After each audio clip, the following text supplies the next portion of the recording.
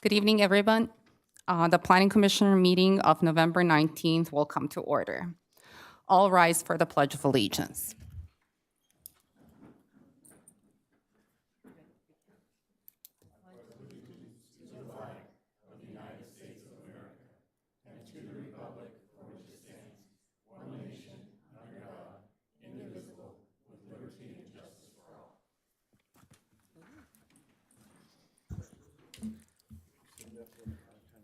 The Secretary will call roll. Commissioner Mann, Here. Commissioner Tolson, Here. Commissioner Rice, Here. Vice Chairperson Kennedy, Here. Chairperson Chrisman. Here. May I have a motion for approval of the agenda? Move to approve the agenda. Second. A motion was made by Commissioner Rice with a second by Commissioner Tolson. Unless there is any objections, the agenda stands approved. May I have a motion for approval of the minutes? I move to approve the minutes. Second. A motion was made by Commissioner Tolson with a second by Commissioner Mann. Unless there is any objections, the minutes are approved. The Secretary will read the declaration of conflict. If any member of the Planning Commission may have a conflict of interest or any reason why that member should abstain from consideration of any matter on this agenda, he or she should so declare at this time. Are there any declarations of conflict? This is the time allotted for public statements or comments on all items other than public hearing items. Is there anyone in the chamber wishing to be heard?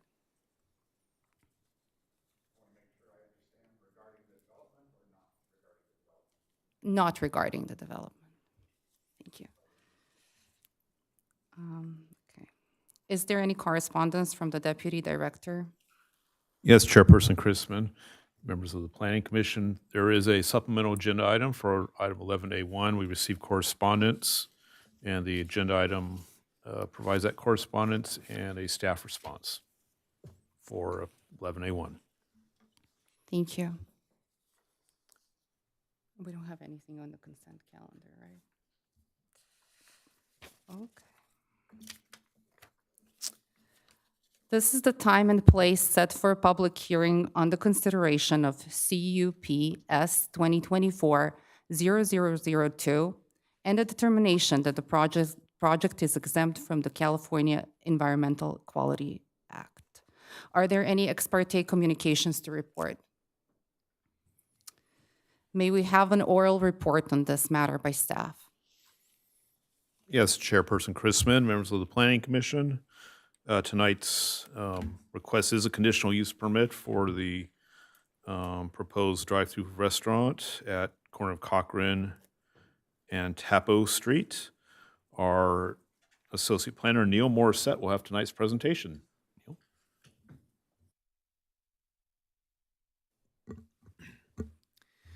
Good evening, Planning Commissioners. Tonight, we will be reviewing a request for a conditional use permit to construct a new drive-through restaurant. The project will also include improvements to the adjacent mobile home park. The project site is primarily located on a 0.52 acre vacant portion of a larger site located at the corner of Cochran Street and Tapo Street. The site is surrounded by existing commercial development to the north, east, and south, and an existing elementary school to the west. The larger site is currently developed with a mobile home park and several structures that surround the vacant portion of the property. The project site is located within the boundary of the Envision CME specific plan. When the Popeyes restaurant was submitted to the city, it was under the Simi Valley Municipal Code requirements. Since that time, the Envision Simi Valley specific plan was adopted and went into effect in January 2025. The Envision Simi Valley specific plan changed the site's zoning to the Tapo-Cadota Fig Zone, where drive-through uses are prohibited. While the project was still deemed incomplete at the time of implementation of the specific plan, continual progress was made by the applicant, and it was determined by the director that the municipal code standards and allowed uses would remain applicable to the project. The existing site consists of two legal lots, Lot 1 and Lot 2, and a 20-foot portion of Lot 160, the lot directly adjacent to the west, that was deeded to Lots 1 and 2 in 1952. The existing mobile home park resides within all three lots, whereas the vacant portion resides completely within the southeastern portion of Lot 1. A lot line adjustment will be required to reorganize and legalize the lot lines for the development of the drive-through restaurant. After the lot line adjustment, the site will consist of a 22,072 square foot parcel for the proposed drive-through restaurant and a 60,382 square foot parcel for the existing mobile home park. For the drive-through restaurant site, 4 existing curb cuts accessing the property will be replaced with a single entrance from Cochrane Street. The existing access from Cochrane and Tapo Street to the mobile home park site will remain. The new drive-through restaurant site will consist of a 2,172 square foot building for a Popeyes restaurant, an outdoor dining patio, trash enclosure, landscaping, and 17 parking spaces. The drive-through lane will provide a 260-foot stacking distance exceeding the 150-foot minimum requirement and will be screened from the adjacent street by landscaping. The project design will follow a modern contemporary theme. Colors will consist of earth tone whites, grays, and brown with teal and orange accents. The materials will be fiber cement board with a smooth texture with wood and brick textures as accents. The new building will be approximately 22 feet in height, measured to the top of the parapet, which will screen all rooftop mechanical equipment. An open lattice portico will extend over the drive-through lane at the service window. In addition to the development of the drive-through restaurant, the project is proposing to remove the existing retail and storage structures to the west to accommodate for the new development.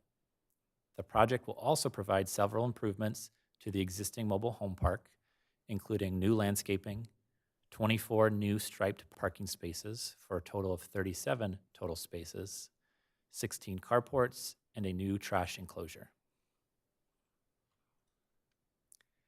The project will incorporate new landscaping for both the mobile home park and drive-through sites.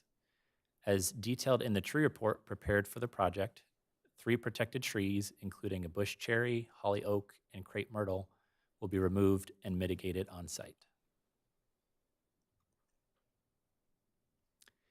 In the traffic study prepared for the project would generate approximately 423 average daily trips with 44 evening trips. The city's traffic engineer confirmed that the additional trips would not significantly affect existing traffic operations in the area. In the noise study prepared for the project, it was identified that the anticipated traffic, idling vehicles, and drive-through menu board noise levels would not exceed the 45 dBA interior or 63 dBA exterior noise standards laid out by the general plan. Nonetheless, a 6-foot high block wall, shown in yellow, is being proposed between the mobile home park and the proposed drive-through to help mitigate sound.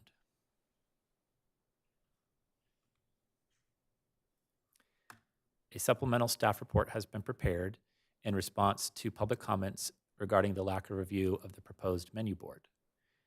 The project now includes a condition for the applicant to provide details on the menu board and speaker box for review and approval by the deputy director. It is anticipated that the proposed menu board will be approximately 5.5 feet tall and separated from the mobile home park by the proposed block wall. The project was presented to and received approval by both Neighborhood Councils 1 and 2. Staff recommends the Planning Commission adopt a resolution approving the proposed conditional use permit and the determination that the project is categorically exempt from CEQA. Thank you. Any questions of staff? We will open the public testimony portion of the, sorry. I was not paying attention. Commissioner Rice. Oh, Commissioner Kennedy. Did I push the button? My bad. Oh, my yeah. bad. Just really quickly, hours of operation, did I miss that? I didn't include the hours of operation. I think those will come at a later date as they go towards construction. I don't know those quite off the top of my head. Maybe we'll refer to the applicant when. Okay, and second question is, we already have one of these restaurants on Erringer. Is it in the plan to propose to close that, or is that going to stay open as well? Was that in part of it? We could also refer to the applicant. From my knowledge, they're not proposing to close the second location. Okay, that's all I have at this time. Thank you. Thank you. Anyone else? Oh, thank you. We will now open public testimony portion of the hearing. Would the applicant like to present the project?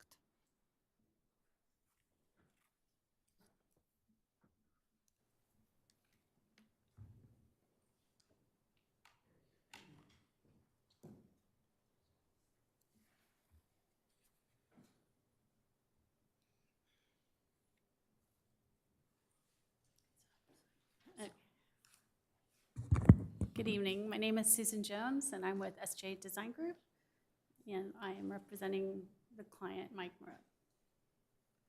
Our design team includes myself and my team, SJ Design Groups. We're the architects involved in the project. Ron Koester, CRC Enterprise Civil Engineers, Tom Rumby, who is the project manager owner, Anna Armstrong, who are with Armstrong and Walker Landscape Architects. I'm sorry, can I ask, can you adjust that mic a little bit so we can, Okay. So this is an existing 0.31 acre vacant site located on the corner of Cochrane and Tapo Street. And the developer, as Neil has been great describing, will propose a lot line adjustment between the mobile home park and the corner lot to increase the overall site to about roughly a half an acre and develop a new proposed one-story, 2,172 square foot Popeye Louisiana kitchen with drive-through and outdoor patio seating. North of this project is the existing mobile home park with 16 residents. This development will also provide the opportunity for the mobile home park owner to provide new parking, open and covered stalls, new trash enclosure, mailbox for the existing residents of that site. Presently, they have about 30 parking stalls. With this realignment and improvement on their site, it would provide 37 parking stalls for the 16 residents existing. So this is the overall view of the existing site, located on the corner of Cochrane and Tapo, with the mobile home park to the rear, north and west of the project. These are the street views from Tapo on your upper right and Cochrane. You do see the small commercial building on the adjacent lot, and that is just one tenant that's presently there, a hairstylist. And as you can see, those parking stalls are right off of Cochrane. There's no drive aisle or anything. They would actually presently back in and back out right onto the street to get in. There are small little shed structures around this structure that would all come down as part of the development. This just highlights the existing lot as it stands and the existing 16 mobile home structures. The lot line adjustment would acquire about 0.2 acres of the land for the improvement and the demolition of the adjacent commercial building, as well as the parking structure and small sheds shown in dashed. The final layout would provide a drive-through stacking of 250 and allow for 14 cars. The estimated time for delivery at drive-through for Popeyes is anywhere from 3 to 5 minutes. So it should be a quick turnaround as far as delivery. There's 17 parking stalls on site. Interior, there's about 12 dining room seating. Outside, there's about 4 tables for outdoor dining. The estimated average customers is about 65 to 70% in the drive-through, and 8 to 10% are mobile app orders now, whether it's personal mobile app orders, individually paid through the mobile app, or like Grubhub or other services. They come in, they go out, they have a direct pickup order. They're not in there for more than 5 minutes. So it's a quick, efficient facility. This highlights the new parking layout with the new trash enclosure, accessibility, handicap stall directly to the front door, pedestrian access off of Cochrane Street. It also shows and highlights the new parking structure in covered parking stalls and open stalls for the mobile home, the new trash enclosures for both the restaurant and a new proposed one for the mobile home park. It also highlights the location of the order menu. It is about roughly 75 to 78 feet from the menu order to the nearest mobile home. And it's actually on the corner of the mobile home, not facing it. They're all parked at angles. The drive-through queue line is 250 plus or minus. The one thing that doesn't show up here, and the civil engineer is not here, this is in a flood zone.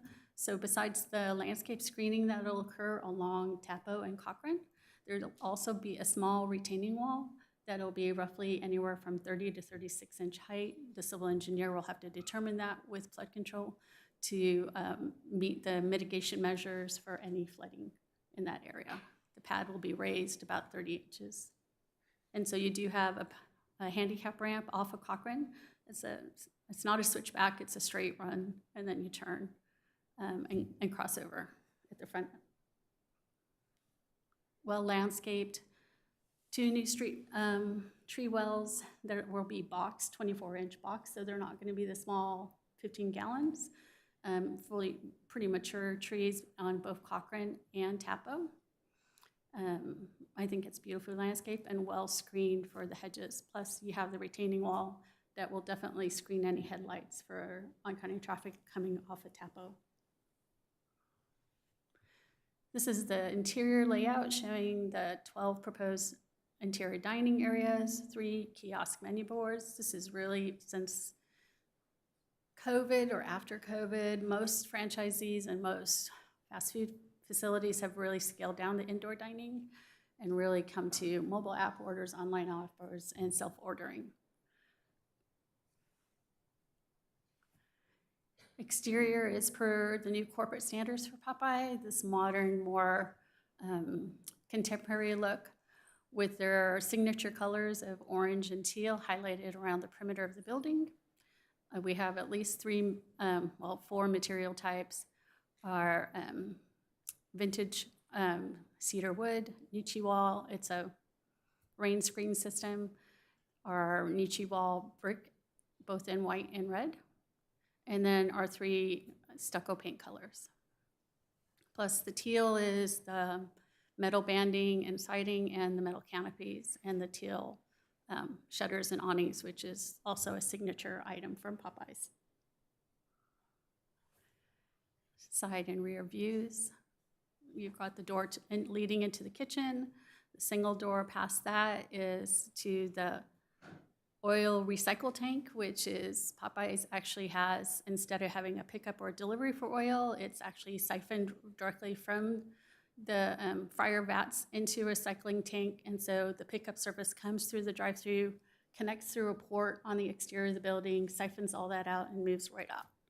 The double doors is our electrical and fire riser.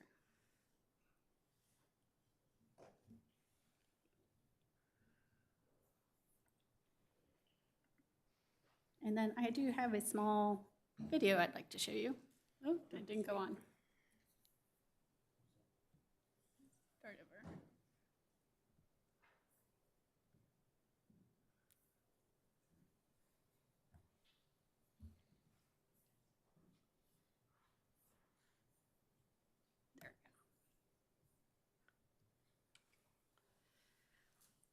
This 3D image helps you kind of envision the full build-out. This does not take in consideration terrain, meaning that it does, between Tapo and Cochrane, does slope down about 2 feet, about 24 inches. And we do have the high-power pole lines, which is high transmission lines. And if they were regular power pole lines, those would come down and underground. But because it's, I believe, if I'm not mistaken, 60,000 kilowatts, which is probably more like capital gains improvement projects for cities to do, not an individual developer. And so it meets the exemption to underground. But hopefully this gives you a sense of the overall project, the drive-through, well landscape, outdoor dining, indoor dining.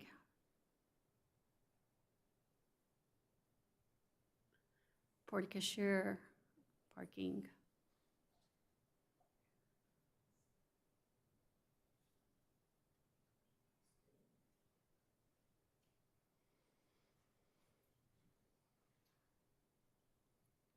Access from the parking lot.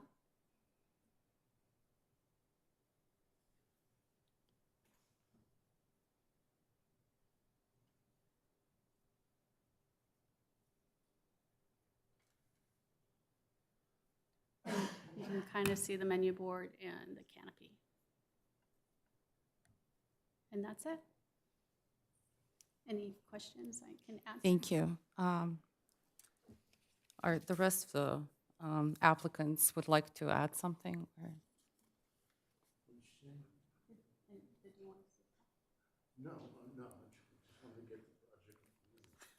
Okay. Are there any questions for the applicant? I do have one, if that's okay, Yes. of the applicant. You mentioned that the street trees were 24-inch box. The others, only because it just won't download. I've had this problem all day, so. I believe that was the requirement. Neil can Yeah, so correct the me. others are 24-inch box too? The street trees. No, the street trees are 24-inch box. You said that, but I was more concerned about the other ones on the site. You Are know, they I don't think- 24-inch box or are they? I think we had a mandate for a certain number of them to be- be more mature because we were taking down existing trees. Correct. Yeah, that's what I was. But I think there are on-site bigger, larger boxes, not just a 15-gallon. Okay, because I know you were moving 3 trees, I believe you were moving 3 Right. that need to be replaced on the property, and the others, I was just concerned about the size there.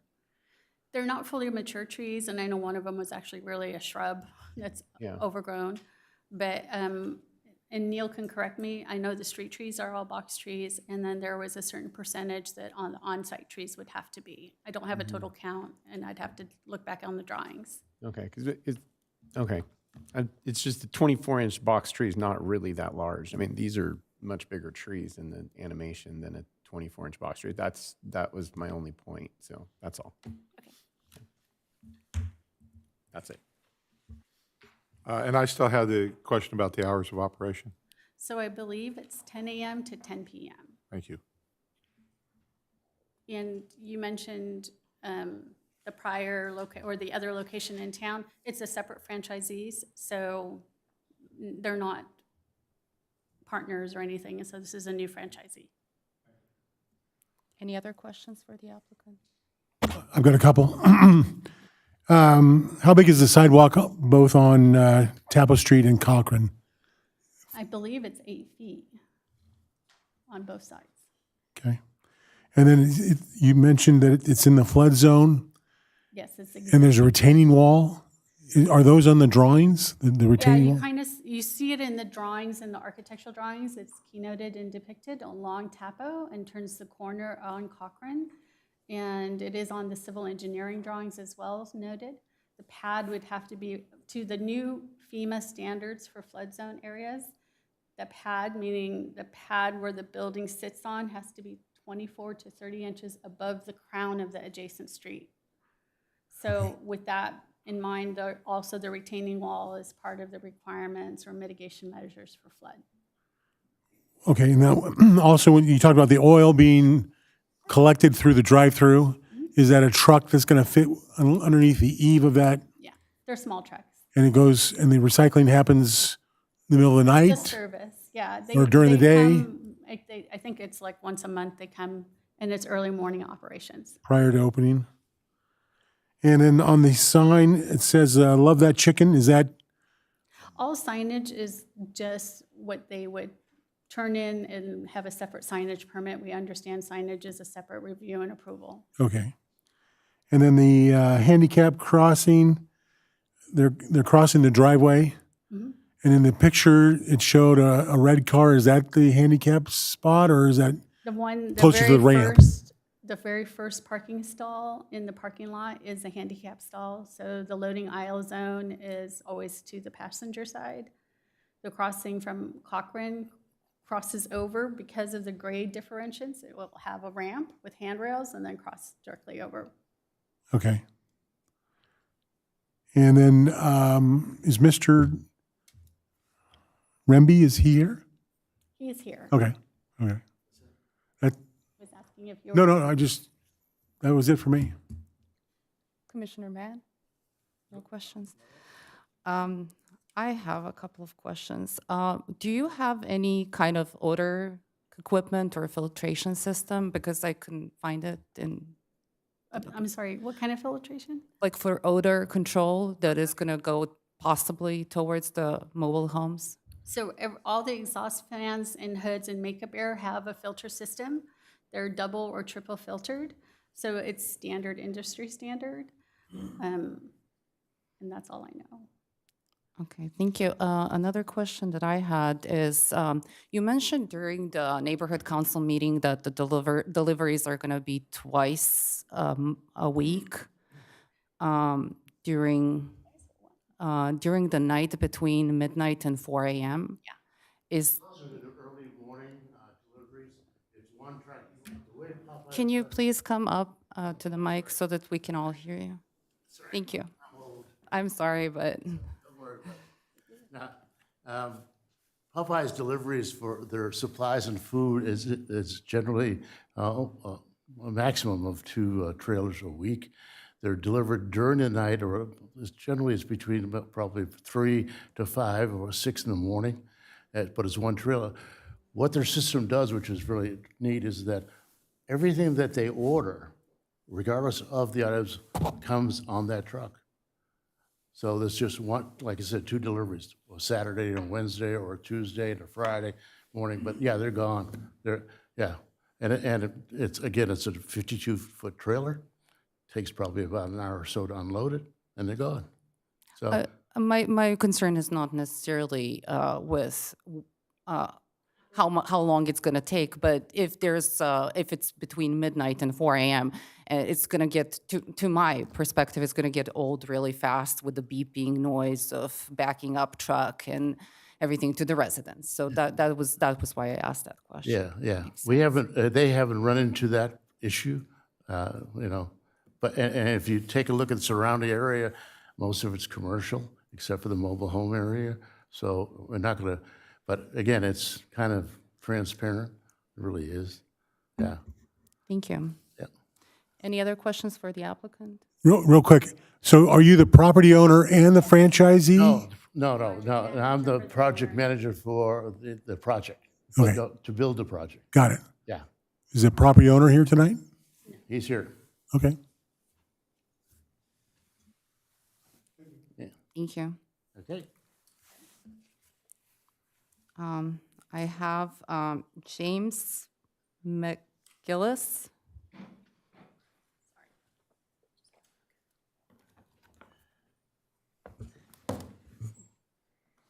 Members of the Planning Commission, staff, and public, I'm James McGillis. I'm a resident here in Simi Valley. First, let me applaud the planners of this project. They fit a 10-pound project into a 5-pound bag, in my opinion. Regarding the staff report, Section 3 environmental assessment, the project would not result in significant effects related to traffic, noise, air quality, or water quality issues. Deep Fat Fryers will operate from 10 to 10. The question's been asked twice, but it has not been answered. Will they voluntarily close at 10, or will they decide to stay open till midnight? I don't know. With the entire site elevated 30 inches above existing grade levels, vehicles entering the site may have an obstructed view as they come over that driveway coming across people coming the opposite direction from the drive-through lane. With only 17 parking spaces compared to 48 at the nearby Taco Bell, employees will vie for parking with customers. With right turn in and right turn out on the same driveway, some customers will turn right and then turn right again, right through the mobile home park and exit out on Tapo Street. With there being no raised median on Cochrane Street, some customers will exit the site by making an illegal left turn onto Cochrane. Food supply deliveries will occur several times per week between 12 and 4 a.m., I'm told. Will that truck have a box-mounted compressor up top facing the mobile home park? If this or any other service truck must pull in and back out onto Cochrane Street, is that even legal?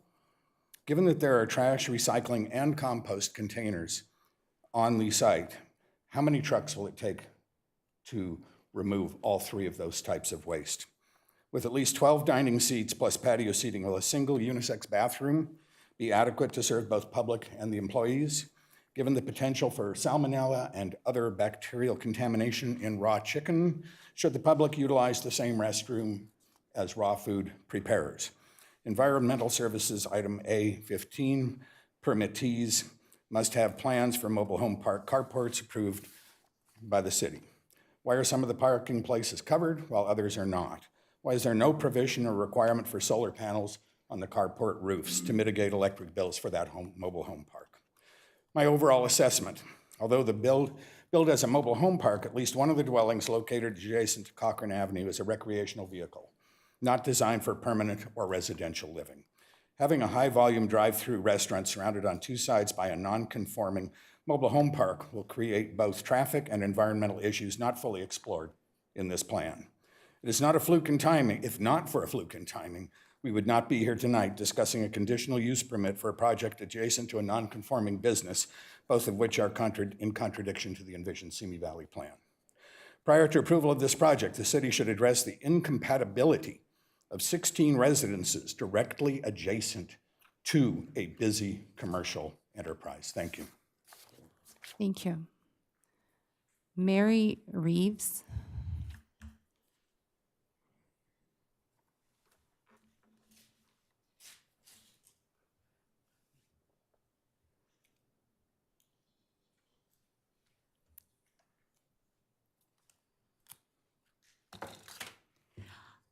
Hi, is this okay? Can you hear me? Can you hear me? All right. Better? All right. Thank you for letting me speak here. My name's Mary Reeves. I'm a resident as well for the mobile home park. And I just want to give a little bit of a backstory about the park itself, because I suspect what you're picturing, unless you've been through that park, you probably don't have a real accurate picture of our little residents there.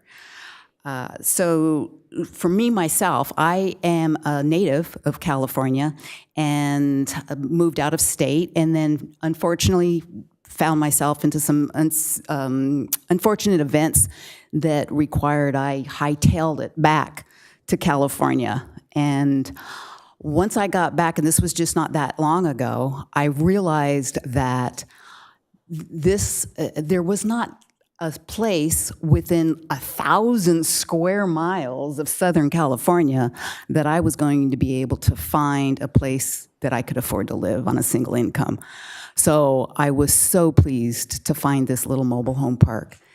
The neighbors are great. The landlords are great. It's been a real positive experience. I'm so thankful for it. So the park itself is very unique. It's got a lot of charm.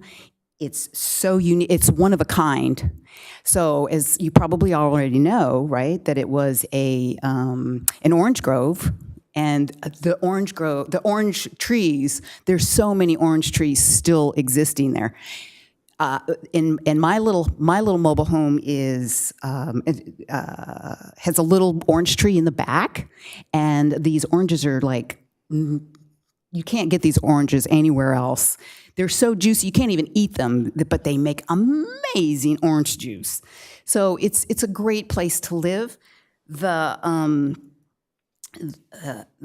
residents understand, please, that the residents, we're not a young crowd. We are not a young crowd, okay? To give you an idea, in fact, I'm probably considered one of the youngsters in the crowd. Now, I'm exaggerating a little bit, but we're senior citizens there in that park.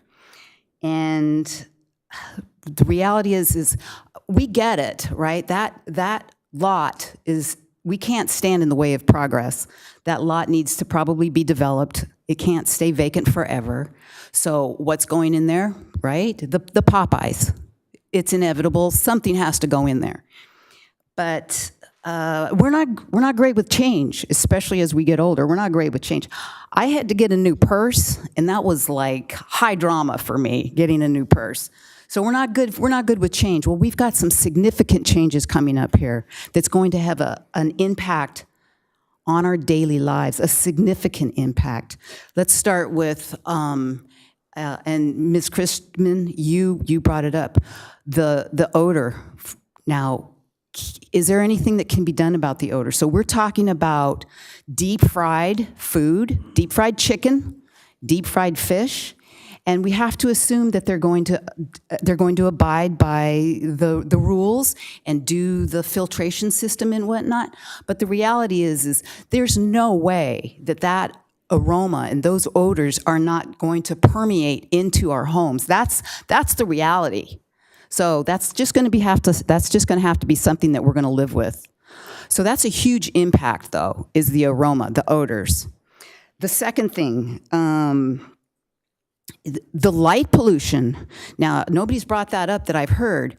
And here's a question. I mean, inevitably, and we already have some light pollution from the strip mall across the street.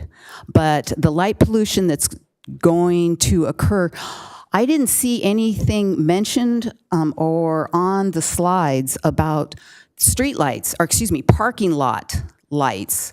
Does that mean that it won't be a lit parking lot, or will there be? All lighting, parking lighting have to be hooded and shielded away from adjacent property. And so there is a photometric website. I'm so sorry. You have to speak to the microphone, but if we can have her finish. Oh, should I just finish? Oh, okay. Or, okay, yeah. Okay, so light pollution is certainly a consideration, and I understand that the kiosk is, or excuse me, well, that remains to be seen how that's going to work. So, but then, of course, let's talk about the noise level. Oh gosh, the delivery trucks. That didn't even come on my radar. The delivery trucks, for most of us, bedtime, yeah, about 8 o'clock at night. So yeah, there's going to be a major impact with the noise level. And I always love going to a restaurant where there's outdoor seating. That's great. I'm so sorry to interrupt you. Your time was up 40 seconds ago, so we gave you a little Okay, bit I'll more wrap time, this up. But Here's my takeaway. These three things are going to be, these are huge impacts. The only thing that's going to help that is a wall, and the wall is only 6 feet high. That's not going to do anything to mitigate these situations. So what I'm proposing and what I'm asking from the developer and those people who are making these decisions, let's make the wall higher. Let's go, is it 18 feet? Is that even an option? We have no place Thank to you so go. much. This is our last home. So please do right by us. Help us mitigate these issues that are going to impact our lives. Okay, that's it. Thank you you. so Sorry much. for going over. since we don't, does anybody else wish to talk? Can I have the developer back to answer those questions?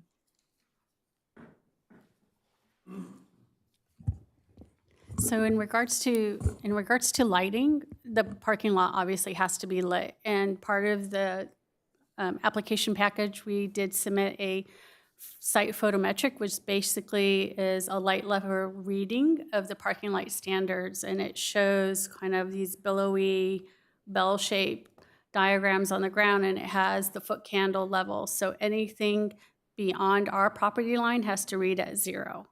And the light foot levels for any walking surfaces has to be at least a half a foot candle to properly walk from the exterior building to your car. So we have them shielded, light glare level is low. They're all LED lights too, so they're very high efficiency. They're on a LCD control panel, which is a lighting control panel, so they only go on at dusk and they go off early mornings.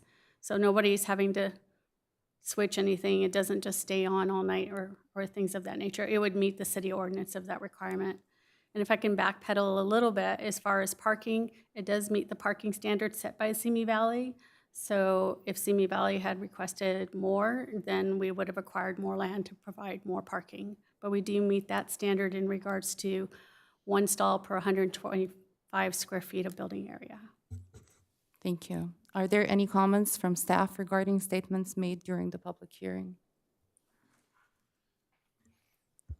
So referring to a few of the comments that were made, I think the applicant addressed a few of those. Going back to the lighting, a lighting plan as per our conditions will be provided in the construction phase for those photometrics.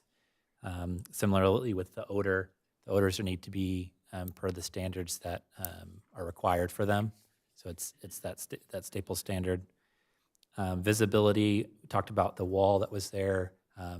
It does need to comply with the traffic safety site area. So there's the portions of the wall that's going to be proposed that can only be a certain height limit, so that visibility around those walls can be met. I think there was a comment about hours of operation, and if they went past their hours of operation. So if they're proposing a certain hours of operation and then they don't comply with those hours of operation, then that would be something that they would have to, then we would be able to respond to. And then traffic, I know there's been some concerns about traffic in and out of the site. We do have our traffic engineer here that I would defer to him if to make some additional comments on that. I think there might have been a few other comments that we might have addressed. I don't know if you had any comments. And Chairperson, on the hours of operation, there is currently not a condition for hours of operation. As you know, a lot of drive-through facilities may stay open or maybe just a window open, so it's always a possibility in this day and age. So currently there is no condition to restrict hours or restrict drive-through only, but some projects have conditions of approval for time limits. And some projects also have conditions of approval for delivery hours. So if the overnight truck deliveries are an issue, the project could be conditioned for like morning deliveries or something of that nature. Obviously, that would be subject to concurrence from the Popeyes group to see if they'd be amenable to that if you wanted to choose that option. And if you have any traffic circulation questions, our principal traffic engineer is here. Thank you. If there's no further questions, we will close the public testimony portion of the hearing. Are there any comments or questions from the members of the planning I commission? had a question of staff. Prior to this being a vacant lot, my memory is that this used to be an ARCO station. Is that correct, Mr. Morissette? That's correct. I think it was an AM/PM maybe. Something like that. Yeah, thank you. Okay. I think it said that in the staff report I too. thought so, but I just called you out that you that's didn't. okay. I just remembered. I've got one more question for staff. Can we have our traffic engineer just kind of walk us through the process of making sure that this is a safe area with school zone adjacent and major traffic cross-section? Not to jump in, but can you go ahead and put up the slide that shows the traffic? I guess that one may or may not work.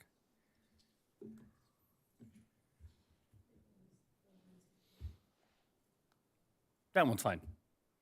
Because after you speak, I'll got some questions. Thank you. Good evening, Commissioners. Where would you like me to start? Just maybe a real brief concept of how you propose that this is not any more detrimental than any other project that, with the traffic study that you did.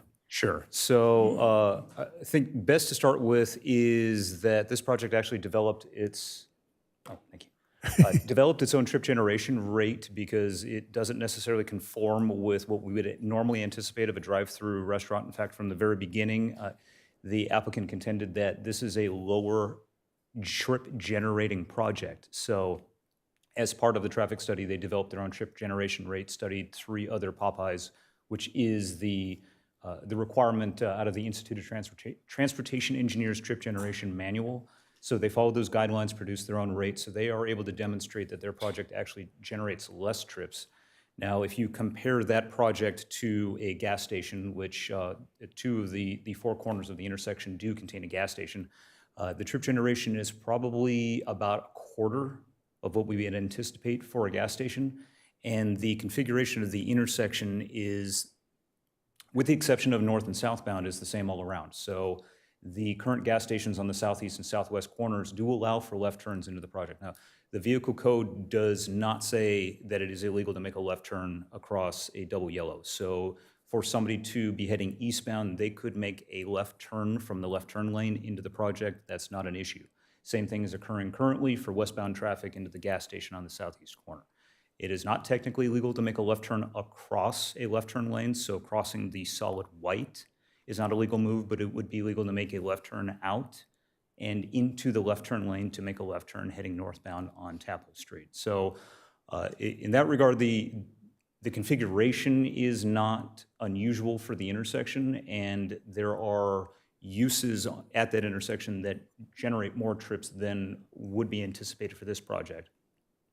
Another likely more safe configuration as part of this project is the elimination of all of the driveways around the project. So as a gas station, you would anticipate anywhere between 2 and 4 driveways for access, which of course always creates conflicts, but is their right. They are reducing the number of driveways that are existing down to 1, which consolidates the amount of trips coming in and out of the project. So that is a safer configuration.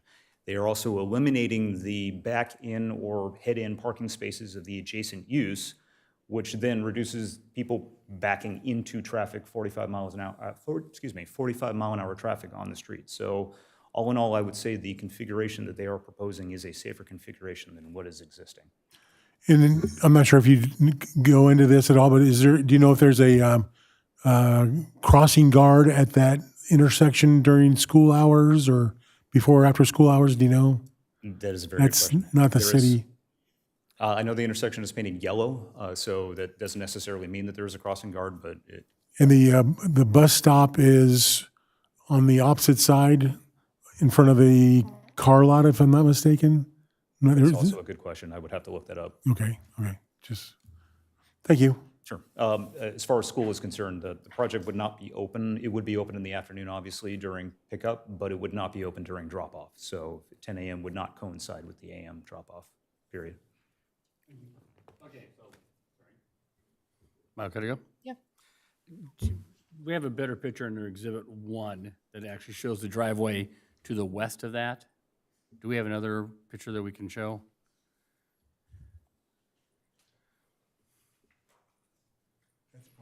Nope. Nope. If that's all we got, go back to the first one, please. I'm sorry? You're referring to Figure 1 or Exhibit 1, Exhibit 1. which is the reduced exhibits? So there's several pages in Exhibit 1. Page 2 of 10. It just shows the other driveway coming out of the mobile home park. That's kind of what my questions are going to relate to. So if we don't have it, we can just put up the first one and we can kind of go from there. Okay. This is the same photo as that exhibit, just has some. So there's a driveway there coming out of the mobile home park, correct? Correct. Yes, that's correct. I believe that's would be the future configuration. Okay, so these guys come out, they can turn right. Correct. These guys come out, they can turn left. They can, as long as they are turning left into the left turn lane to make a northbound left on Taplow Street. Okay, but they're still turning left over, they're crossing over Cochrane and turn left. Correct. So what's the distance from here to here that these guys are going to come out at whatever miles an hour beyond the gas, accelerating? These guys here are going to be coming out and turning left, coming that way, same way, And in theory, they're both going to be potentially at Cochrane at the same time, heading opposite directions. One guy's coming out to the left, one guy's coming out to the right. I would expect that the potential for that to occur would be very low. It is certainly a possibility. Do you have but, any idea what that distance is? 'Cause I couldn't. I tell don't, not from without a the scale. diagram. Let's see, based on, if you were to guess with the width of a parking stall being 9 feet, I would say 1, 2, 3, 4, 5, 6, about 60 feet. Okay. What is I think you already said the markings on, if I come out here and I want to go to the left, I'm crossing over 2 lanes of traffic to get to a middle or to the turn lane. Correct. And the same, if I come out of here, I can go left and is there a turn lane there or what's that lane markings if I come out of there? Is that the start of the turn lane or is that crossed off? Do you have any idea? I can pull up a different image of Okay. the I'm just- aerial of it, but Again, it's scary that you have 2 driveways that people can come out this way and that way. I know we had the same issue on some other developments.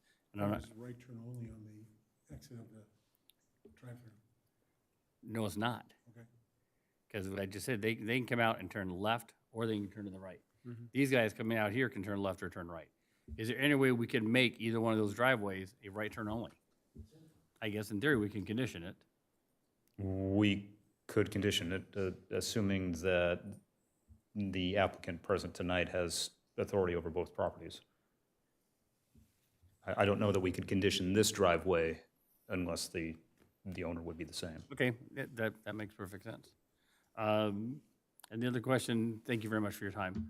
Just for Certainly. staff, is there any code in the city of Simi Valley, and I think Sean already answered the question, I just want to verify, that there's no code in the city of Simi Valley that a restaurant can be open 24 hours a day? Well, that's the proposed hours, but is there any code that prevents a restaurant from saying, we want to stay open at midnight, we want to stay open at 4 o'clock in the morning?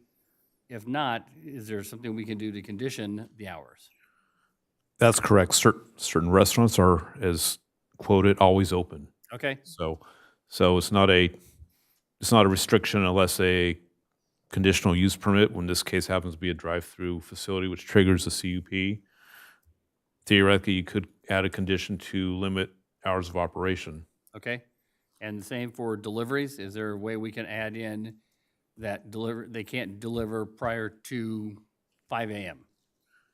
Yeah, that, as part of the CUP review, those certain site-specific issues come up, so that allows you to add that condition to the request. Okay. Any other questions?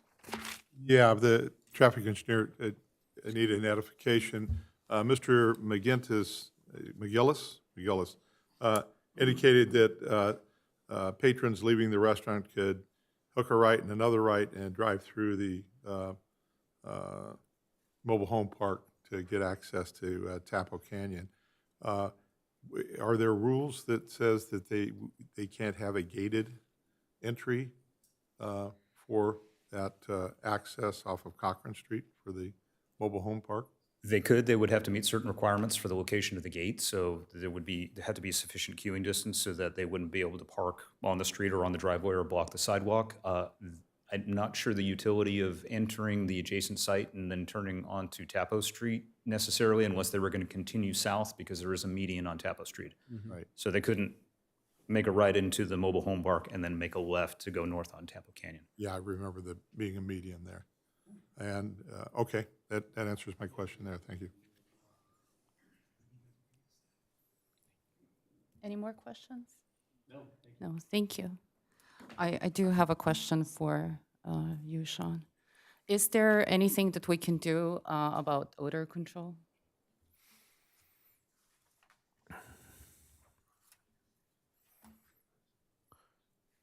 So it's been a long time since the odor issues come up, but somewhere around 2012, we had a other facility where that came up as an issue, and a request was made to do a supplemental odor study.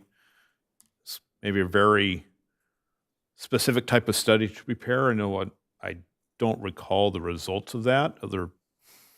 Obviously filtration is usually the main issue. And, if specifically mitigation measures might say triple filtration like the applicant's indicating, which might recommend a certain level of filtration.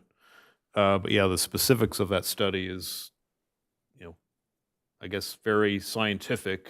And you could probably say that for any restaurant, whether it's a drive-through or not. We do understand there is a type of user, the product that's being cooked, and how close is a residential. This will come up on mixed-use projects and anything adjacent to residential, wind direction, things like that. So it's not out of the question, but how beneficial it will be or if the results will change, I really couldn't tell you. Thank you. I would like for us commissioners to discuss that, what Commissioner Mann said, the hours of operation, to add that as a condition, and the delivery hours. I got one more question, either staff or whoever's. There was a comment made that one of the 16 homes is an RV. Can that be addressed or asked about as opposed to a mobile home? So one of the considerations that we took in this project overall, and I think it was mentioned by one of the comments, is that the mobile home park is a non-conforming use, non-conforming site. It has been around for quite some time. And so there's probably a good amount of things that are on the site that we would consider non-conforming. And in this consideration, there's improvements being done to the site that are not increasing the non-conformity. We can't say that all the non-conformities are gone, but there are certain improvements that are being done to the site to help the site come more into compliance with our current state and our current code. But it is a non-conforming use, and so the applicant has tried to do their best to improve upon the site without increasing any non-conformity. So to touch on the trailers or the mobile homes, I wouldn't be able to verify how many of each exist. Thank you. Anybody else? Chairperson Crispin, just one more item to answer Commissioner Mann's question earlier about the exiting on the Cochran Street, and Mr. Link kind of mentioned the driveways. If you look at the existing conditions, and if you recall that conditions, currently putting in those, you see the two driveway cuts. Currently now, there's straight-in parking off Cochran Street, so this could be considered an improvement to the situation because it's just one big ramp where you could park in front of the existing building and back into Cochran Street. So this may actually also be considered an improvement to the situation for your consideration. I mean, it certainly is an improvement to the site. Another quick question. If what's the current zoning allow for this property under the new overlay? Could a gas station be put back onto this site? Or an AM, PM? type of mini mart?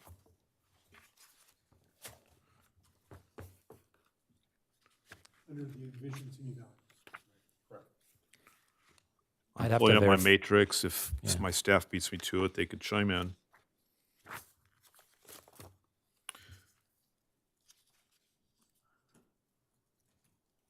That would also be a conditional use permit.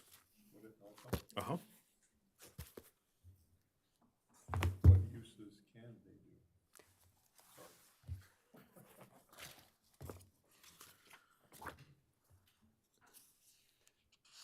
do? Is it mixed? Neil, which zone district is this in? Tapocadota Fig. TKF, okay. Yes. So much like all our zoning districts, there's a list of permitted uses in each zoning district. So there's a laundry list of uses allowed here. the number one goal of Envision Simi Valley is mixed use, so it could be a combination of housing and retail type uses or compatible commercial uses. But anywhere from things you'd see typically in our retail zones, like health and fitness facilities, religious facilities, schools. A gas station is permitted here with a conditional use permit. Yep. And sit-down restaurants are permitted. Various retail stores, offices, banks, daycare centers.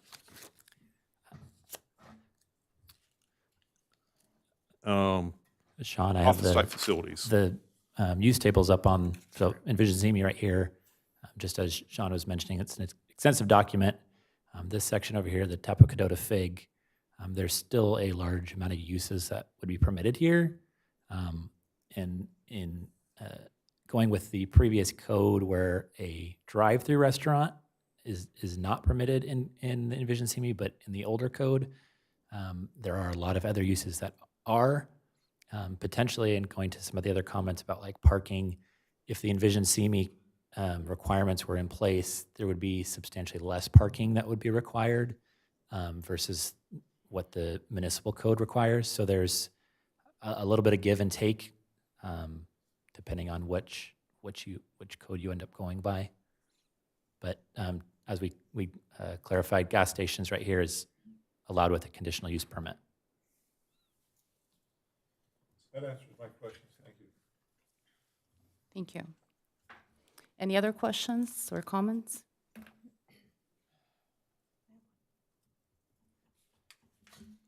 I have a comment regarding the discussion about potentially modifying or conditioning the hours of operation or delivery hours.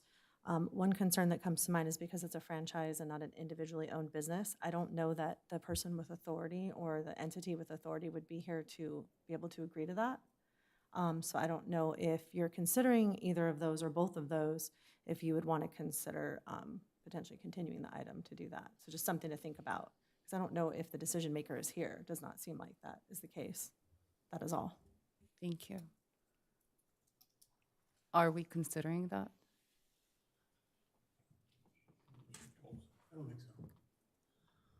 It's a nice thought, but I'm not sure how practical it actually is. We got restaurants in town. Jack in the Box is open 24 hours. Right. McDonald's is open 24 hours. Right. To say, oh, this one you have to change the hours, And enforcing it. I don't want to jinx anything, but, or whatever, but, I mean, because it's a Popeyes today doesn't mean it's going to be a Popeyes in 20 years. So.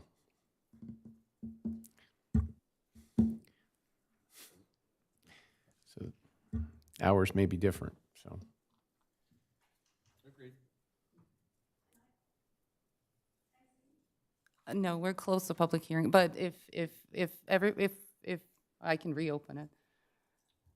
Why don't you reopen? Yeah, Because I think there's some considerations that I will reopen the public hearing and you can come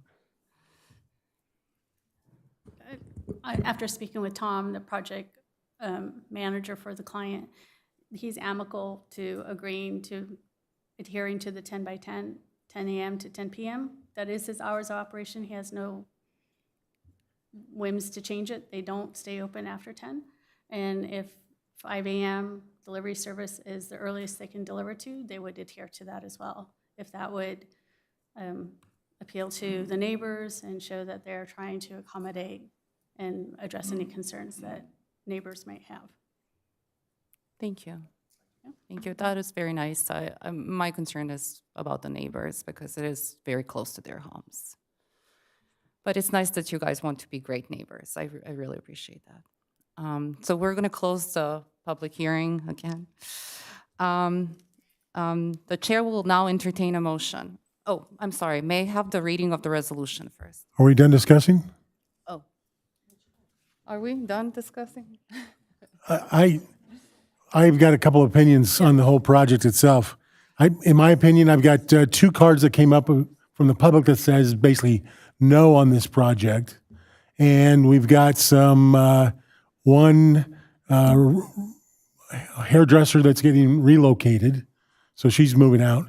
In my opinion, just my opinion, is that the entire lot should be redeveloped, not just the corner lot, not just lot one, but lot 1 and 2, to go along with our Envision of Simi Valley project. That's just my opinion. As it is, you know, have a bunch of non-conforming houses there. We're just pushing down the road till those need to be relocated or eliminated. And to have this project kind of be kind of a patch match, you know, that's just how I feel. I mean, there's lots of good things about an empty lot being changed. There's lots of good things about potentially having another choice for Popeyes at this end of town. But in my opinion, use both lot 1 and 2, and make it more appropriate to Envision Simi Valley. Thank you. Anybody else? No more comments? Okay. May I have a, no? May I have a reading of a resolution? Resolution number SVPC 12-2025, a resolution of the Planning Commission of the City of Simi Valley approving a conditional use permit CUP-S-2024-0002 to construct a new 2,172 square foot drive-through restaurant on a 0.52 acre parcel and improvements to the adjacent mobile home park located at 2401 Tapo Street, and a determination that the project is exempt from the California Environmental Quality Act. The chair will now entertain a motion.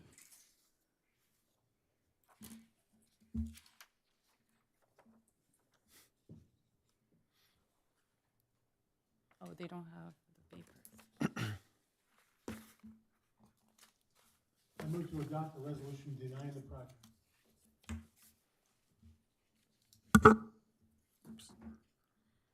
I'll second that motion. Call for the vote.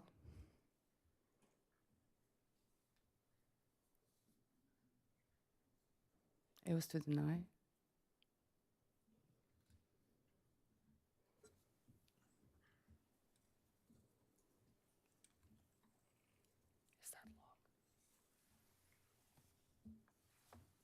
Just to reiterate, this is a motion to deny the project.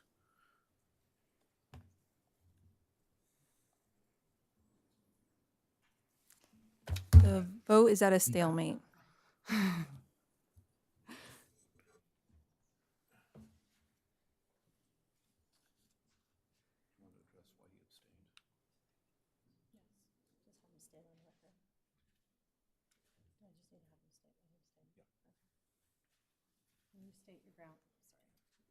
Can you please state your grounds for abstention? Yeah, I'd like to see this project get worked out. I understand John's concerns with that whole lot 1 and lot 2 moving forward, but instead of just placing a hairdresser at this point in time, you're displacing 15, 16 residents that we don't have a plan for. So, Of which one of the residents said no on this project. say again? One of the residents of those 16 said no on this project. I believe it, yes. That was the only, we had two public comments. Right. Both said no, one of which was a resident. Right. So the residents are here, and they're voicing their concerns about this portion of the project moving forward. And I understand the long-term goals of this. I'm thinking that there's a resolution here that can be worked out between the developer and the Lot 2 folks as well. That's my reason for abstaining on this. And I also agree with you, John. I would like this whole site to be different, but I also have a concern because one of the residents said that that was the only affordable place in like thousands or more than 1,000 of miles that she could afford to live back in California. And I cannot take that action to take that away from them, especially in this economy. I know that there's potential properties or lots in the Simi Valley that these units can be moved to. Less than 1,000, less than thousands of Less miles. than 1,000 miles away. I do appreciate that. So, Okay, so back on discussion. yeah. I think it's a good project for the corner. If we really want to develop both lots 1 and 2, there's no way that development of lot 1 and 2 would happen without unfortunately displacing the 16 or 17 residents. Whether or not we can find someplace that they can move to, I'm not sure if the question was put to them, would you want to rather have a Popeyes or would you rather be basically homeless because you're going to develop both lots 1 and 2? I'm not sure how they would vote one way or the other. I kind of think that people like to have a home, that, yeah, I'll tolerate a Popeyes next to me before I run the risk of being homeless. But that would be a question that we can certainly ask if we wanted to reopen public comment. But again, that's not really what we're here for, to try and come up with a little plan for lot 1 and 2, because that's not on the table in front of us right now. But I think that most of the residents would rather be putting up with the Popeyes if that's their option, as compared to being homeless. Is there another option for a different development to go into lot 1? The case before us, that lot's been vacant for 25 years, and this is the first person that's actually come forth to do something with it. We had a project 4 years ago, 3 years ago. What was it, 3 years ago? Drive-through Car wash. Okay. Denied. Yeah. Again, for the vote that's before us, that's why I voted no to John, to go ahead and say, no, I don't agree with denying it. Is there something else we can do? Possibly, but for the projects before us, I kind of think that we have to go with making that decision on that one, lot number 1 or whatever it is, versus combining the 2 lots together. That's why I voted no to John.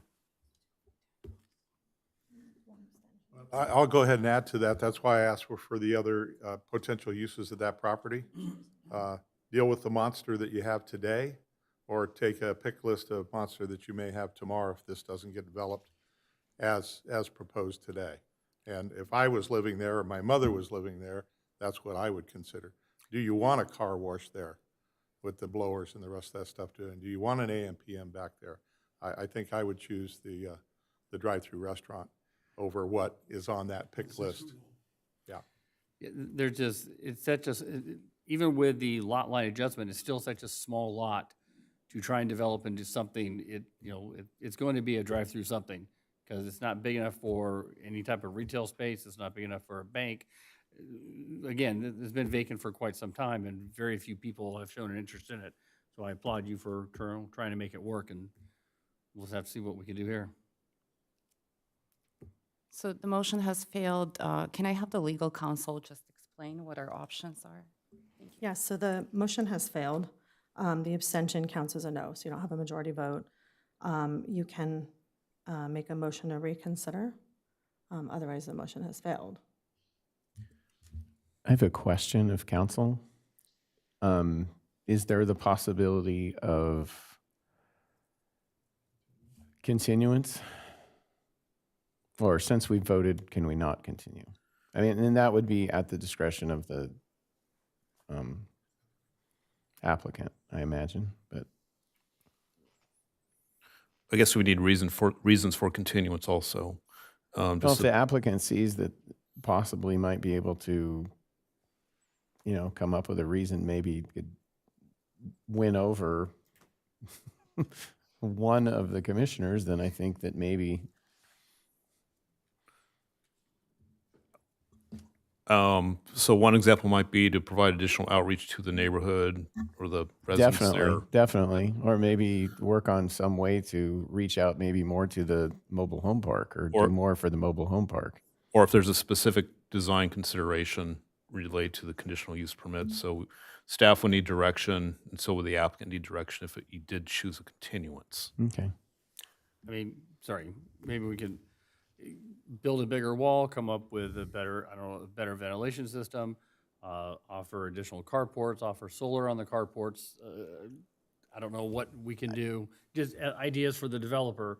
If we take this if we take this out, to table it to another date. Not to interrupt, but it sounds like you have a lot of issues that you want to look into further. So one of your viable options is to do a motion to reconsider in the form of continuing, right, to a date certain in the future? Does that sound like an option, Sean? Usually date uncertain would be the situation in this case. Okay, so to a date uncertain. And I guess we need specific clarification and specifically, we probably need to take a look at for the commissioners present, the nature of abstentions from a vote on how that should be looked at, if there's specific reasons to abstain versus choosing a vote. Am I wrong also that whether we vote yes or no on this, it goes before the city council next for final approval if we deny it? The applicant would have to appeal it in this case. Okay. Okay, so again, with the CUP, if we approve it, he's got it. It doesn't go to city council from here? Only if appealed. Okay, only if we deny and he appeals. Right, because if we approve the project, It goes to them anyway. well, it doesn't. Now, let me clarify. If the project's approved tonight, then there's an appeal period. If someone does not like the approval, if it's denied, someone does not like the denial, it may be appealed also. Okay. So again, in theory, if we deny it, the applicant can appeal. If we approve it, anybody from the mobile home park or anybody in general can appeal the approval. Everybody at city council? That's correct. Okay. And if it's a 2-2 vote, whether there's 3 commissioners or 4 commissioners or whatever, if there's a conflict, a 2-2 vote is essentially a no vote. The city attorney could correct me if I'm wrong. What was the reason for the abstention? Did we get that? Yes. Yes, we did. Okay. So, She wants to hear it again. yeah, I do. I think there's some more negotiation that needs to be done between the applicant and the adjacent land use occupants. That they've already come back to the dais and indicated that they're willing to make changes in 2 or 3 of the items. So either we can add conditional requirements for that, or we can continue this and let's see what they come back with and petition the affected homeowners, right? And we'll take a look at it again. I just don't think it's resolved. Do we need to get the applicant's approval for a continuance? It would be good to ask the applicant if they're amenable to a continuance to evaluate some of these items. If you'd like to ask the applicant. Yes, so I'm going to open the public hearing again. Yeah. And if I can have the applicant come up.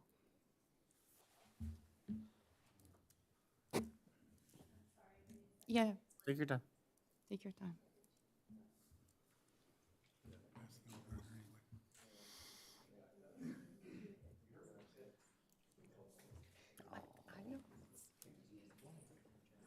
It's your vote. I'm not looking at you.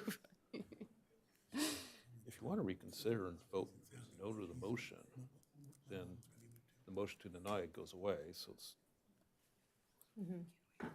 The motion to deny failed. The fact is that it failed, so if you guys wanted to continue, I should have done that in the first place. I'm not sure what else. Now we have a failed motion to deny, so now what? You know, we should have. Why did they do that? Yeah. A second motion to continue. A motion I to just don't know reconsider. if. A motion to continue it. I think the residents are faced with either get Popeyes or you get A new moved motion out. to They're continue. gonna take the Popeyes. And the smell. And they continue. So we'd have to do a motion. Let me have a new motion, motion to approve. Could you do that? Yeah. Why not do that? I'm sorry, but everybody needs to be able to hear you, so that's why I'm telling you to come up. Are we reopening public hearing? Yeah, I reopened Oh, it. sorry, I missed that. John was talking to me. I won't say it. I need to clarify, I did not say no, and I'm not sure, were you speaking with regard to my comments? No, I'm sorry, if I did not make myself clear. Plus, on my card, I think I filled out my card, if you could confirm that, I did not say no to this project. My point being is I wanted to see a higher wall, and I'm speaking just for myself, not for all the residents, but I did not say no to three concerns about the project. But hear me when I tell you, I did not say no to the project. Thank you for that, and that's it. Thank you. If the applicant is ready.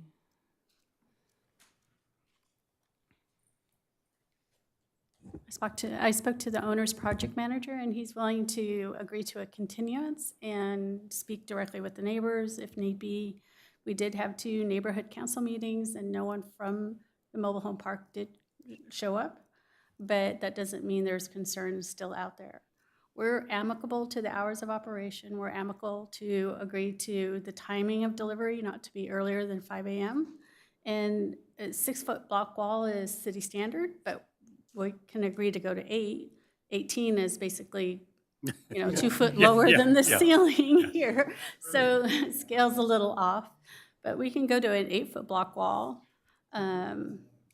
I don't know about the filtration system. I would have to talk to the mechanical engineers and see what options are there. I can't commit to anything like that because I would have to speak to the specialists in regards to what it does and how it performs and what more they could do if possible.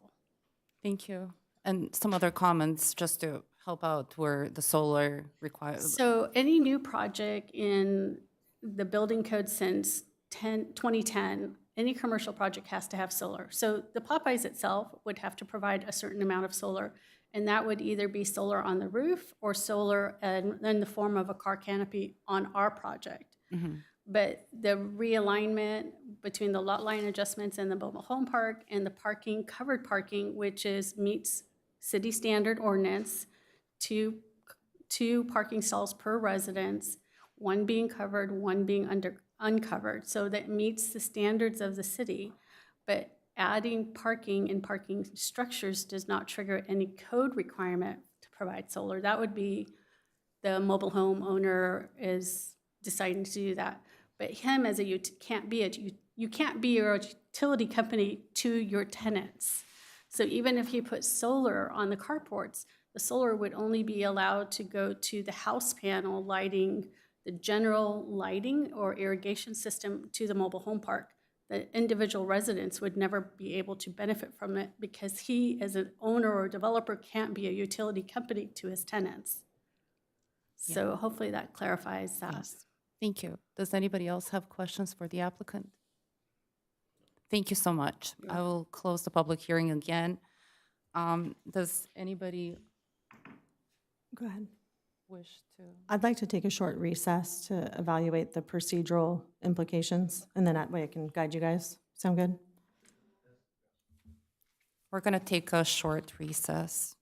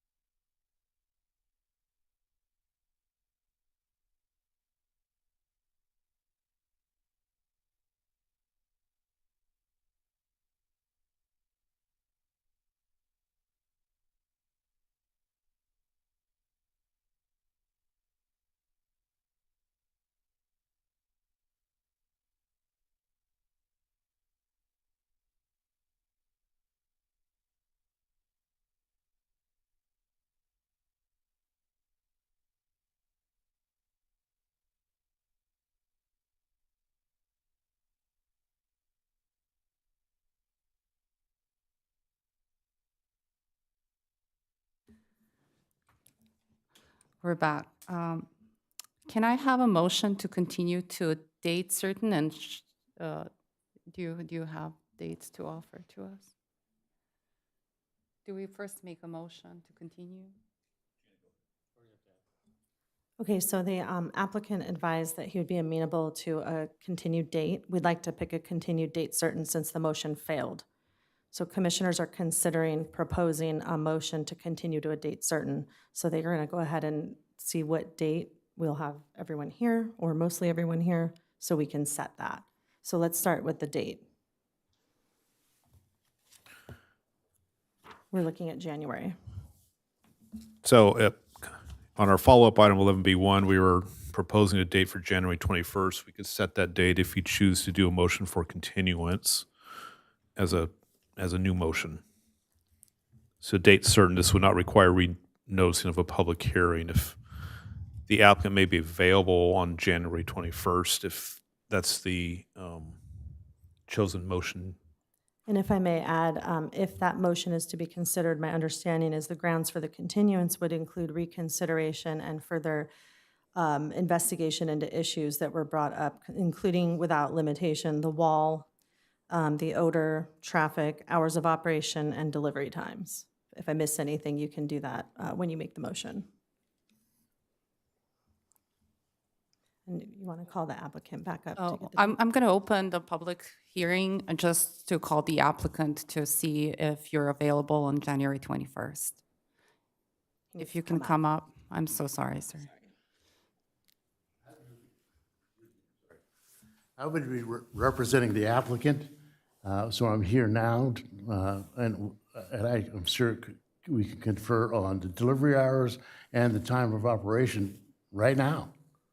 And you can put that in as part of the plan. I don't think we have to delay the process if that's a big issue. To us, it's not a big issue.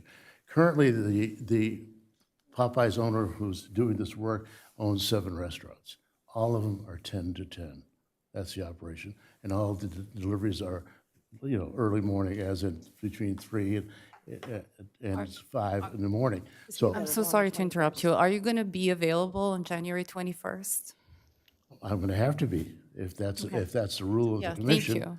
Thank you so much. But understand, I'm just going to have Okay. the council explain why we can't continue right now to have a vote. So, we'll be here. Okay, thanks for confirming your availability. thank you. So as mentioned, one of your options is you can propose a motion to continue to that date certain. And Can I have a motion to continue to a date certain, which is January 21st? I make a motion that we continue, do I need to reference the case number? CUP. Sorry, my, CUPS 2024-0002. certainly. CUPS 2024-002 to a date certain of January 21st, 2026.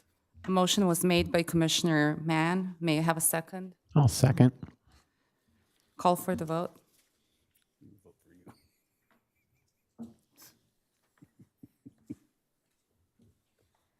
The vote passes unanimously.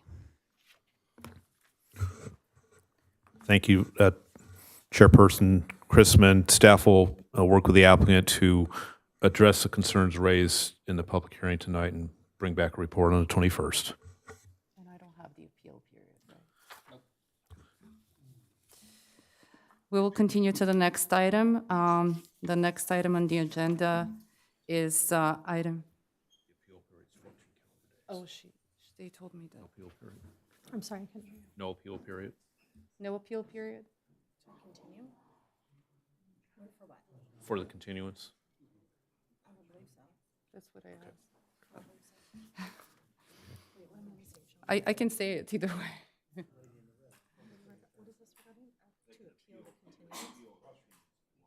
they? No, I don't think so. They agreed to it, so no. Sorry, I didn't. The next item on the agenda is our planning commissioner meeting dates in 2026, and is Yes. open for comments from the commission.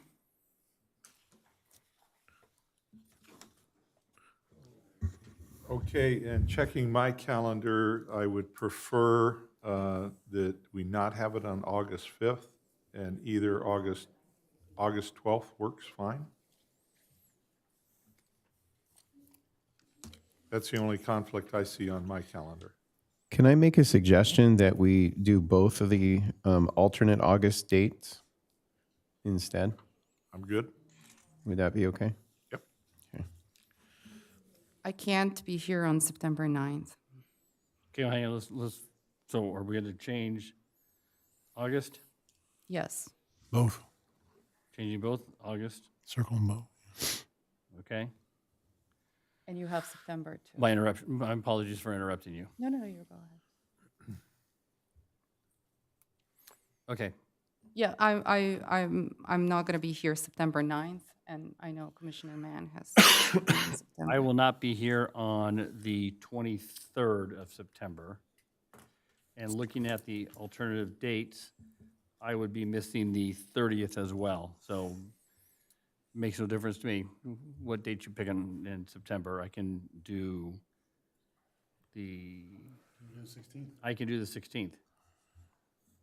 But I could, yeah, if we go to the alternative dates of 16th and 30, I just won't be here on the 30th. I don't see the 30th.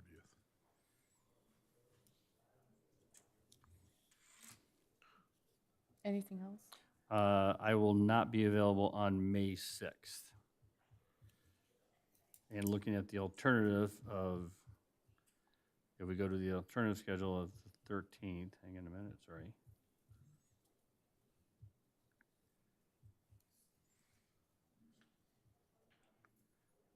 I would not be available on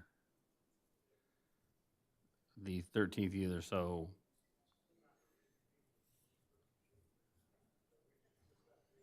Yeah, May 6th.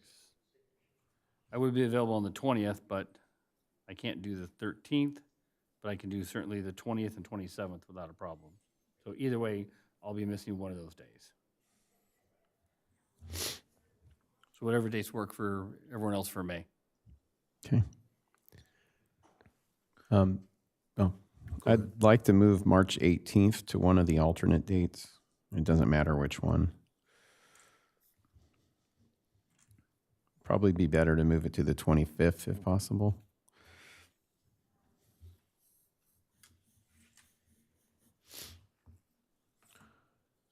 Any other requests? Okay, so I'll try to summarize this one by one, starting in March. We would have a March 4th date, and if everyone wants to move the March 25th, we could have a 4th and the 25th.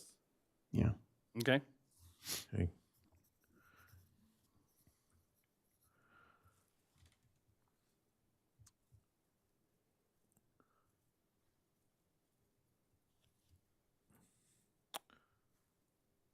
So for the month of May, Commissioner Mann is absent May 6th and May 13th. If back-to-back commission meetings are a little difficult, but unless there's a consensus, either have a meeting without Commissioner Mann one of those days or Keep it the way it is and just say so raw. Works for me. Yeah. okay. I'll send you a postcard. Looking at August, I think that was Vice Chair Kennedy was not available the 5th and the 19th.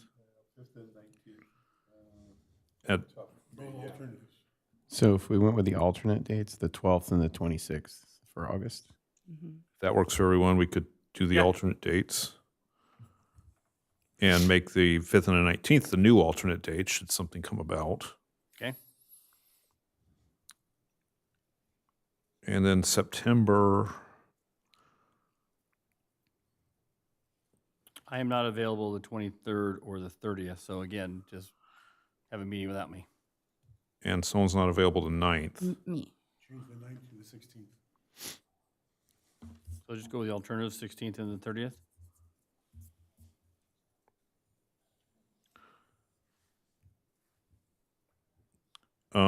We could do the 16th and the 30th. Whoever was absent on the 30th would not be able to. That would be me. Okay. And We that's can fine. live without it. You guys can do without me. Yep.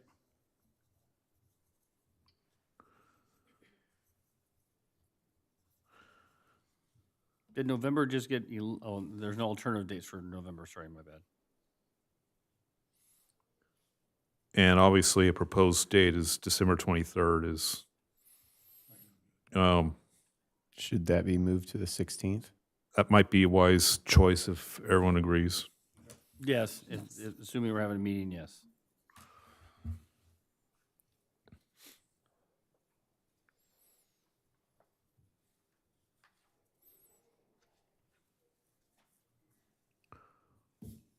Works for me, great job. So if you just want to make a motion to accept the suggested revisions, and staff will rewind the tape and make sure we got all that. Can I make, can I have a motion to accept the suggested revisions? Move to accept the Suggested suggested revisions. revisions. Second. Do we have a vote for this? Consensus. It's a consensus. It's a consensus, okay. Does staff have anything to report? Oral communications and reports? Yes, Chairman Chris and members of the Planning Commission, thank you all for coming back from your extended recess. We have, we receive a lot of inquiries on what are we doing these times you've been gone. Just I want to assure everyone that planning is quite busy on a variety of projects. I can't get into the fine details of them, but again, there's several administrative level hearings which cross your inboxes. So we do have lower level type hearings. Also, we continue to work on various larger scale projects. Some of these names I'll mention might sound familiar. North Canyon, Lost Canyon, Runkle Canyon. We have a Cochran Street residential development, Butler Ranch request, a project on waste management property, various housing projects, Simi Valley Town Center, and also we expect a number of various code updates to further implement our housing element, to further adhere to state of California requirements that we are consistent with our housing element. So we are continuing to be busy. So appreciate your patience in bringing items back to you. Thank you. Thank you, Sean. Do any commissioners have anything to report? I do. On October 16th, I attended, along with Commissioner Mann, the housing conference in Camarillo. It was a very good day. I concur, I attended there with Commissioner Tolson. Does staff have anything to report on the mobile home rent mediation board? No items tonight. Tree advisory board, does staff have anything to report? No items tonight. However, we did send out a memorandum regarding a tree removal permit today, so check your inboxes. Thank you. This concludes the meeting of November 19th. The next scheduled meeting date will be December 3rd. This meeting is adjourned. Yeah, didn't see this one coming.